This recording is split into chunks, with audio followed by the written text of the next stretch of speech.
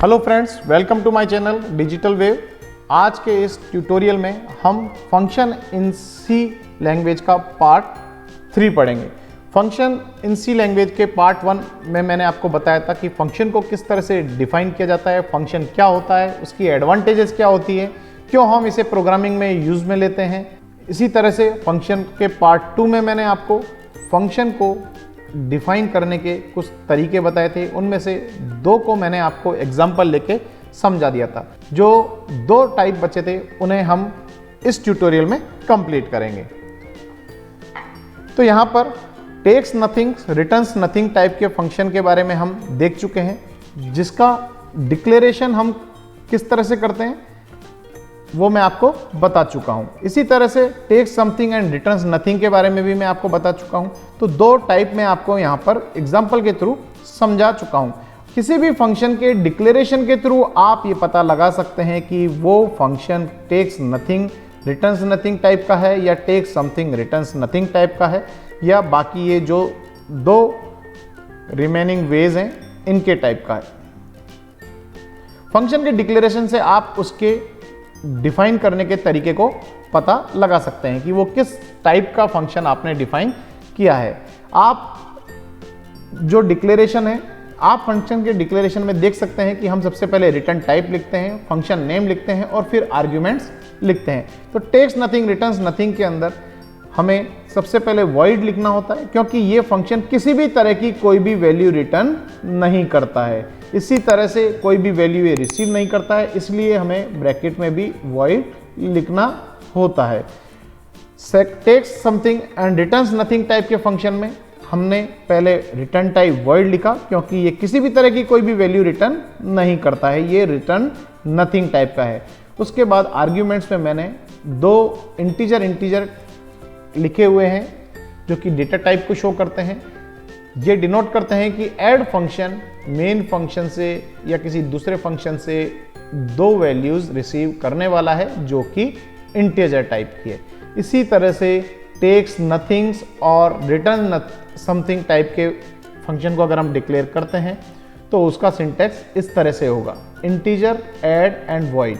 तो यहाँ पर मैंने इंटीजर क्यों लिखा है? अगर मैं 2 नंबर के एडिशन के प्रोग्राम का एग्जांपल लेता हूँ तो यहाँ पर हम देख सकते हैं ये टेक्स नथिंग टाइप का है और रिटर्न समथिंग टाइप का है। तो रिटर्न टाइप हम यहाँ पर लिख रहे थे। तो ये जो ऐड फंक्शन है वो 2 नंबर को ऐड कर रहा है, तो हम वहाँ पर 2 इंटीजर टाइप के नंबर्स को ऐड करते हैं, इसीलिए आउटपुट भी हमारा इंटीजर टाइप का ही आएगा। तो हम यहाँ पर कंपाइलर को बताते हैं कि ये इंटीजर टाइप की वैल्यू को रिटर्न करने वाला है और ये टेक्स नथिंग टाइप का है। इट मीन्स कि ये मेन फंक्शन से किसी भी तरह की वैल्यू नहीं लेने वाला है, और अगर ये मेन फंक्शन से किसी तरह की कोई वैल्यू नहीं लेने वाला है तो हमें इस ऐड फंक्शन की बॉडी में प्रिंटफ और स्कैनफ फंक्शन की हेल्प से यूजर से वैल्यूज इनपुट करानी होगी। तो हम देखते हैं कि हम ये टास्क कैसे परफॉर्म करते हैं।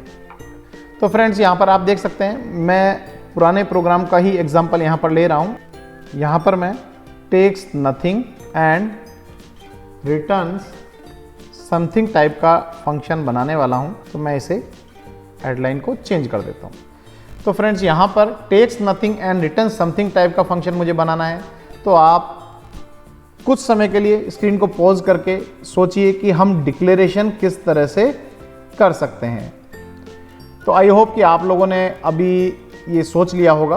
तो मैं यहाँ पर आपको बता देता हूँ कि टेक्स नथिंग टाइप का है और रिटर्न समथिंग टाइप का है। तो सबसे पहले सिंटैक्स में हम क्या लिखते हैं? Return type. तो रिटर्न टाइप हमें पहले लिखना है, तो ये फंक्शन किसी ना किसी तरह की वैल्यू रिटर्न करने वाला है, और हम इस प्रॉब्लम को सॉल्व करने के लिए 2 नंबर का एडिशन करने वाले हैं। तो 2 नंबर जो हम इंटीजर टाइप के लेंगे तो उसका आउटपुट भी हमारा इंटीजर में ही आने वाला है। तो मैं यहाँ पर वॉइड को निकाल के इंटीजर लिख देता हूँ। इसके बाद ये फंक्शन किसी तरह की कोई वैल्यू रिसीव कर रहा है क्या? तो हम यहाँ पर देखेंगे कि ये तो टेक्स नथिंग टाइप का है, मतलब मेन फंक्शन से किसी भी तरह की कोई वैल्यू रिसीव नहीं करने वाला है।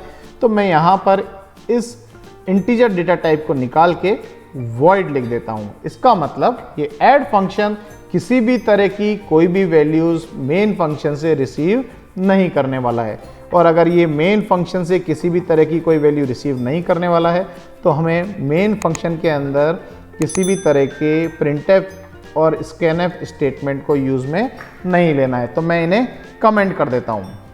ठीक है फ्रेंड्स, आपको मैंने बताया है कि कभी भी किसी भी लाइन ऑफ कोड का इफेक्ट ख़त्म करना हो तो हम बैक स्लैश का यूज़ में ले सकते हैं। बैक स्लैश लगाने पर उस लाइन ऑफ कोड का इफेक्ट प्रोग्राम से ख़त्म हो जाता है। आप चाहे तो इसे रिमूव भी कर सकते हैं, तो मैं आपका कन्फ्यूज़न ना हो इसलिए मैं इसे रिमूव ही कर देता हूँ। ठीक है, अब यहाँ पर जो फंक्शन हम बना रहे हैं वो टेक्स नथिंग और रिटर्न समथिंग टाइप का है।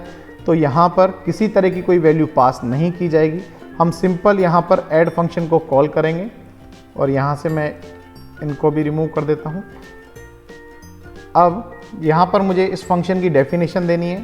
यहाँ से जो फॉर्मल आर्ग्यूमेंट्स मैंने बनाए हैं इन्हें मुझे रिमूव करना है। मैंने आपको बताया है कि फॉर्मल आर्ग्यूमेंट्स और एक्चुअल आर्ग्यूमेंट्स क्या होते हैं। अगर आपको नहीं पता है तो आप मेरा फंक्शन इन सी का पार्ट 2 देखें, उसमें मैंने आपको बताया है कि फॉर्मल आर्ग्यूमेंट और एक्चुअल आर्ग्यूमेंट में क्या डिफरेंस होता है। अभी के लिए मैं सिर्फ आपको इतना बता देता हूं कि फंक्शन को कॉल करते समय जो आर्ग्यूमेंट आप पास करते हैं उसे हम एक्चुअल आर्ग्यूमेंट बोलते हैं, और फंक्शन को डिफाइन करते समय स्मॉल ब्रैकेट में जो भी आर्ग्यूमेंट्स आप लिखते हैं उन्हें हम फॉर्मल आर्ग्यूमेंट कहते हैं।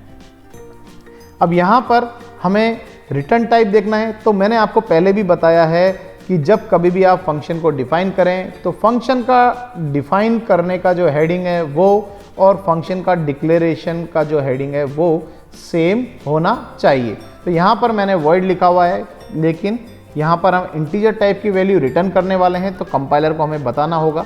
तो मैं यहाँ पर इंटीजर ऐड लिख देता हूँ। यहाँ मैं ब्रैकेट ब्लैंक रहने देता हूँ क्योंकि मैं किसी भी तरह की कोई वैल्यू रिसीव नहीं करने वाला हूँ। तो अगर मैं कोई वैल्यू रिसीव नहीं करता हूँ तो मुझे क्या करना होगा, ए और बी को यहाँ पर डिक्लेयर करना होगा, जैसा कि मैंने टेक्स नथिंग रिटर्न्स नथिंग में किया था। क्योंकि फर्स्ट जो टाइप था उसमें भी हमने किसी तरह की कोई वैल्यू नहीं ली थी, तो मैंने इंटीजर टाइप के a b and c variables add function की बॉडी के अंदर डिक्लेयर किए थे। अब यहाँ पर डिक्लेयर करने के बाद मुझे वैल्यूज़ भी तो इनपुट करानी होगी, तो उसके लिए मैं क्या करूँगा, उसके लिए मैं प्रिंटफ स्टेटमेंट लिखूँगा। तो मैं यहाँ पर enter the value of a and b लिख देता हूँ, जिससे कि यूज़र को पता लगे कि किस वेरिएबल में वैल्यू जा रही है। और स्कैनफ फंक्शन का यूज़ में लेता हूँ, और स्कैनफ फंक्शन की मदद से जो भी वैल्यूज़ यूज़र एंटर करेगा उन वैल्यूज़ को मैं रीड कर लूँगा। तो यहाँ पर सिंपल एड्रेस ऑपरेटर मैं अप्लाई करता हूँ ए और बी के साथ, और वैल्यूज़ को रीड कर लेता हूँ। इसके बाद मैंने simple c equal to a plus b लिखा है, जो कि ऑपरेशन को परफॉर्म कर देगा। मान लीजिए यूज़र ने ए के अंदर 10 और बी के अंदर 20 वैल्यू एंटर की है, तो यहाँ पर आंसर 30 हो जाएगा और वो सी के अंदर स्टोर हो जाएगा। अब मैंने यहाँ पर नीचे लिखा हुआ है printf%d_c। तो यहाँ पर मुझे इस सी की वैल्यू को प्रिंट नहीं करना है। क्यों? क्योंकि हमारा जो फंक्शन है वो रिटर्न समथिंग टाइप का है। तो जब रिटर्न समथिंग टाइप का फंक्शन होता है तो जो आउटपुट आ रहा है उस वैल्यू को वो फंक्शन यूज में नहीं लेता है। उस वैल्यू को उसे मेन फंक्शन को रिटर्न करनी होती है, या फिर उस फंक्शन को वो रिटर्न करता है जहां पर वो कॉल हो रहा है। तो यहाँ पर कुछ वैल्यू रिटर्न करने के लिए ऐड फंक्शन को रिटर्न कीवर्ड की हेल्प लेनी पड़ेगी। तो यहाँ पर रिटर्न कीवर्ड हम यहाँ पे यूज में ले रहे हैं। तो रिटर्न एक कीवर्ड होता है जो कि प्रोग्राम के कंट्रोल को एक फंक्शन से दूसरे फंक्शन में सेंड करने का काम करता है। तो यहाँ पर जैसे ही मैं रिटर्न कीवर्ड के साथ सी लिखूंगा तो ये सी के अंदर जो भी वैल्यू होगी वो वैल्यू ये रिटर्न कर देगा मेन फंक्शन को। अब यहाँ पर एक और बात आती है कि ये जो सी की वैल्यू है वो सी की वैल्यू कहाँ जाएगी। तो आपको मैं बता देता हूँ कि जब कभी भी फंक्शन कोई भी वैल्यू रिटर्न करता है तो वो वैल्यू वहीं जाती है जहाँ से फंक्शन कॉल किया हुआ है। तो यहाँ पर मेन फंक्शन ने ऐड फंक्शन को इस लाइन पर कॉल किया है। तो यहाँ पर आप ये कह सकते हैं कि आप यहाँ पर जो ये सी की वैल्यू है जो 10 + 20 करने पर आई है 30, वो इस ऐड फंक्शन को यहाँ पर रिप्लेस कर देगी। तो ये 30 वैल्यू यहाँ पर इस ऐड फंक्शन की जगह आ जाएगी। अब यहाँ पर ऐड फंक्शन की जगह अगर ये 30 वैल्यू आती है तो इसे रिसीव करने के लिए कोई ना कोई वेरिएबल तो चाहिए होगा। तो उस वेरिएबल के लिए मैंने यहाँ पर ऑलरेडी एक x वेरिएबल डिक्लेयर किया हुआ है। तो मैं यहाँ पर simple x equal to add function लिख देता हूँ। तो इस ऐड फंक्शन की जगह इस c की वैल्यू आ जाएगी और ये c की वैल्यू 30 इस ऐड फंक्शन को रिप्लेस कर देगी और ये वैल्यू कहाँ स्टोर हो जाएगी, x के अंदर। x के अंदर जब ये वैल्यू स्टोर हो जाएगी तो मेन फंक्शन अपनी चॉइस के अकॉर्डिंग इस x वेरिएबल को यूज में ले सकता है, क्योंकि x वेरिएबल मेन फंक्शन की बॉडी के अंदर बना है, इसीलिए मेन फंक्शन इस वैल्यू को अपने अकॉर्डिंग यूज में ले सकता है। तो मेन फंक्शन इस x की वैल्यू को प्रिंट कराएगा आउटपुट स्क्रीन पर। तो यहाँ पर जब कभी भी कोई भी फंक्शन किसी दूसरे फंक्शन को वैल्यू रिटर्न करता है या फिर वो रिटर्न समथिंग टाइप का होता है तो वो रिटर्न कीवर्ड को यूज़ में लेता है। रिटर्न कीवर्ड को यूज़ करने से कंट्रोल आपका जहाँ पर फंक्शन कॉल किया हुआ है वहाँ चला जाता है। जो भी वैल्यू वो पास कर रहा है जहाँ फंक्शन कॉल होता है उसको रिप्लेस करके आप इस वेरिएबल में स्टोर कर देते हैं, जो कि आपने मेन फंक्शन की बॉडी के अंदर डिक्लेयर किया हुआ है। अब मेन फंक्शन अपनी चॉइस के अकॉर्डिंग उस वैल्यू को कहीं पर भी यूटिलाइज कर सकता है। यहाँ पर मेन फंक्शन इस वैल्यू को प्रिंट कर रहा है। आप बिल्कुल इसको इस तरह से समझ सकते हैं कि आपको 2 नंबर का एडिशन करना है और आपको 2 नंबर का एडिशन करना नहीं आता है, तो या फिर आप ऐसे समझ लीजिए कि आप ऐड फंक्शन है और मैं मेन फंक्शन हूँ, तो मुझे 2 नंबर का एडिशन नहीं करना आता है। तो मैं आपके पास आता हूँ और आपसे बोलता हूँ, मैं आपको कॉल करता हूँ कि आप मुझे 2 नंबर का एडिशन करके दो। अब यहाँ पर takes nothing and return something type का प्रोग्राम हमने बनाना है, तो मैं यहाँ पर आपको किसी तरह की कोई वैल्यूज़ भी नहीं देने वाला हूँ। आप अपनी चॉइस के अकॉर्डिंग वैल्यूज़ लेते हैं, जैसे आपने 10 और 20 ली है, उस पर ऑपरेशन परफॉर्म करते हैं और वो जो आउटपुट ऑपरेशन परफॉर्म करने के बाद आया है वो आप मुझे रिटर्न कर देते हैं और मैं अपनी चॉइस के अकॉर्डिंग उस आउटपुट को यूज़ में लेता हूँ। आपको उसे आउटपुट को यूज़ में लेने की ज़रूरत नहीं है। आप अगर रिटर्न समथिंग टाइप के फंक्शन हो तो आपको वो वैल्यूज़ मुझे रिटर्न करनी होगी। अब यहाँ पर रिटर्न कीवर्ड से जुड़ी कुछ और बातें मैं आपको बताना चाहूँगा जिससे कि आप इसे इफ़ेक्टिव तौर पे यूज़ में ले सकें। पहले मैं इस फंक्शन को एग्जीक्यूट करके देख लेता हूँ कि इसमें किसी तरह की कोई एरर तो नहीं है। तो यहाँ पर ये कंपाइल हो गया है और मैं इसे रन करता हूँ। यहाँ ये एक एरर शो कर रहा है, हम देख लेते हैं, undefined symbol print in okay. तो यहाँ पर मैंने मेन फंक्शन के अंदर जो प्रिंटएफ लिखा है, यहाँ पर मैंने प्रिंट नहीं लिखा है, प्रिंट लिखा हुआ है, प्रिंटएफ नहीं लिखा है। तो मैं यहाँ पर प्रिंट की जगह प्रिंटएफ लिख देता हूँ और फिर से इसे कंपाइल करता हूँ। अब यहाँ पर कोई एरर नहीं आ रही है, ये रन हो गया है। मैं यहाँ पर 2 और 4 को ऐड कराता हूँ, आंसर 6 आ जाता है। तो इस तरह से आपका ये प्रोग्राम रन हो गया। तो यहाँ पर मैं आपको रिटर्न कीवर्ड से जुड़ी कुछ इंपॉर्टेंट बातें भी बता देता हूँ।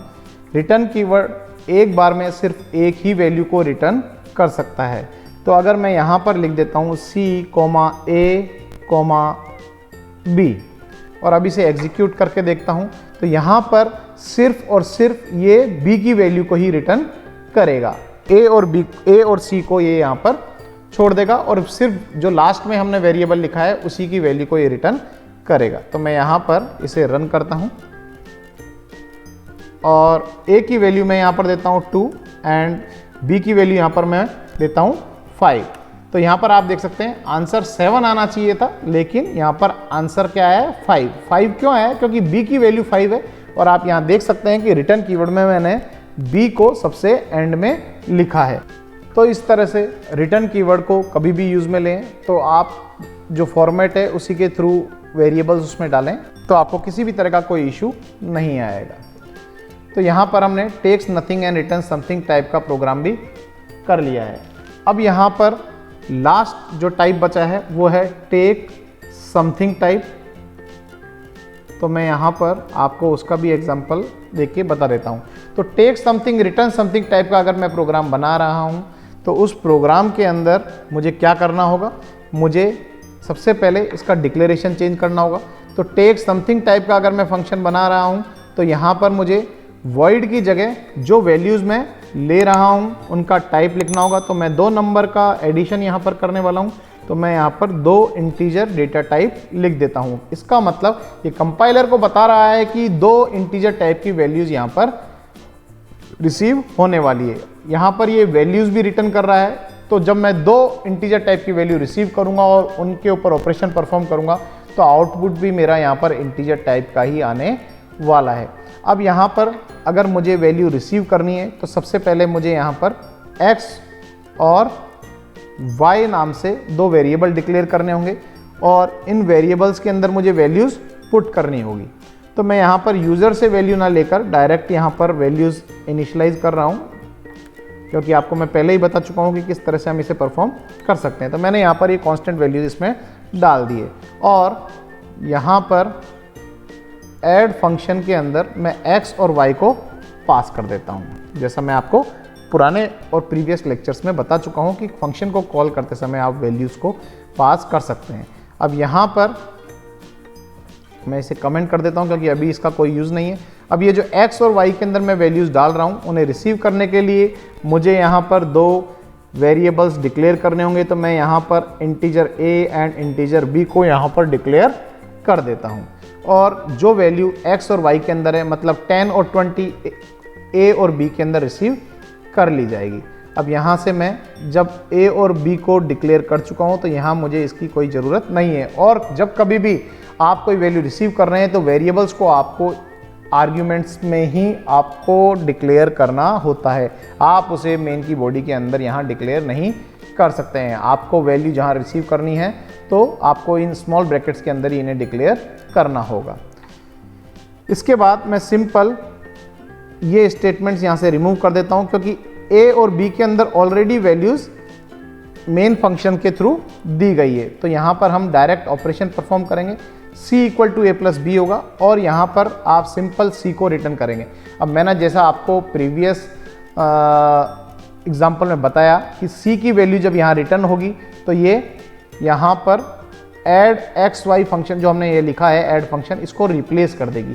तो यहाँ पर ऐड की जगह 30 आ जाएगा। अब इस वैल्यू को रिसीव करने के लिए हमें एक और वेरिएबल यहाँ पर बनाना होगा और इस वेरिएबल को यूज़ में लेने से पहले हमें क्या करना होगा, इसका डिक्लेरेशन करना होगा। तो मैं यहाँ पर z को डिक्लेयर करता हूँ और x की जगह यहाँ पर z कर देता हूँ। तो ये z की वैल्यू प्रिंट कर देगा, मतलब 30 को यहाँ पर ये प्रिंट कर देगा। तो मैं यहाँ पर सिंपल इसे प्रोग्राम को रन करता हूँ तो आप देख सकते हैं कि ये 30 आंसर आ गया है। यूज़र के थ्रू हमने किसी भी तरह की कोई भी वैल्यू नहीं ली है इसलिए। तो यहाँ पर आप देख सकते हैं कि हमने यूज़र से किसी भी तरह की कोई वैल्यूज़ नहीं ली थी, ठीक है। हमने यहाँ पर प्रिंटफ स्कैनफ स्टेटमेंट यूज़ में नहीं लिए थे मेन की बॉडी में, इसलिए आउटपुट स्क्रीन पर किसी भी तरह की कोई वैल्यूज़ की डिमांड नहीं की गई है। और यहाँ पर x और y के अंदर मैंने डायरेक्ट वैल्यूज़ पुट करके उन्हें पास कर दिया था और उन्हीं पर ऑपरेशन परफॉर्म कर दिया गया था। तो इस तरह से take something return something type के फंक्शन का भी प्रोग्राम हम बना चुके हैं। तो आई होप कि आपको फंक्शन को किस तरह से डिफाइन किया जाता है, डिक्लेयर किया जाता है और किस तरह से कॉल किया जाता है, ये तीनों चीज़ें अच्छे से समझ में आई होंगी। तो यहाँ पर आप देख सकते हैं कि टेक समथिंग रिटर्न समथिंग में भी हमने इंटीजर ऐड इंट करके इसका सिंटैक्स डिक्लेयर किया था, क्योंकि हमें 2 वैल्यूज़ रिसीव करनी थी और एक वैल्यू रिटर्न करनी थी जो कि आउटपुट थी। तो आप लोगों को ये चारों वेज जो फंक्शन को डिफाइन करने के हैं, इसमें अगर किसी भी तरह का कोई भी डाउट होता है तो आप मुझे कमेंट सेक्शन में जाके क्वेश्चन पूछ सकते हैं।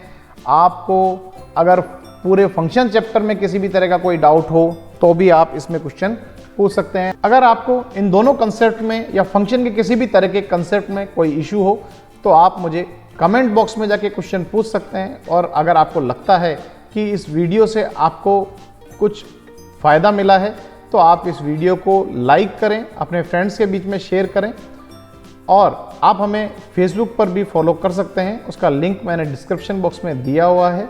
फेसबुक पर हम लगातार टेक्निकल्स क्विज़ वगैरह ऑर्गेनाइज करते रहते हैं, तो उनको ज्वाइन करने के लिए आप हमारा फेसबुक पेज देख सकते हैं। और किसी भी तरह का कोई भी अपडेशन होता है तो हम फेसबुक पेज पे सबसे पहले करते हैं। तो हमारे साथ अपडेट रहने के लिए आप हमारे फेसबुक पेज को भी फॉलो कर सकते हैं। आपको अगर मेरा ये वीडियो पसंद आया हो तो मेरे चैनल को सब्सक्राइब करना ना भूलें। Thank you.